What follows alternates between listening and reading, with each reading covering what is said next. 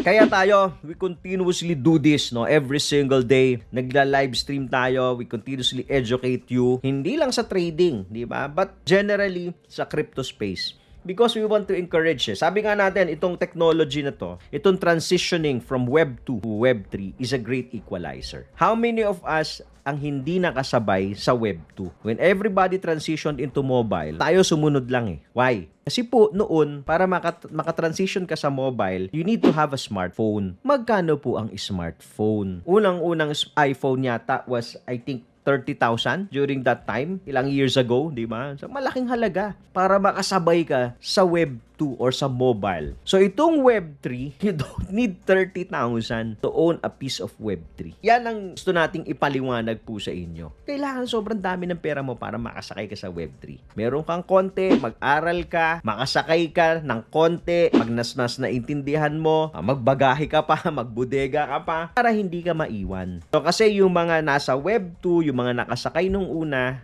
sino ba yung mga nakasakay? The likes of Mark Zuckerberg. So sila yan eh. Yung mga nakapuro dito, ang yayaman na. Yung mga nakaimbento ng Instagram na eventually binili ng Facebook. Yung nakaimbento ng Viber. Nakaimbento ng WhatsApp. Nakaimbento ng e-commerce. So sila yung mga nakauna dun sa space. So ngayon, meron tayong chance na makasakay kahit na konti lang yung taya natin.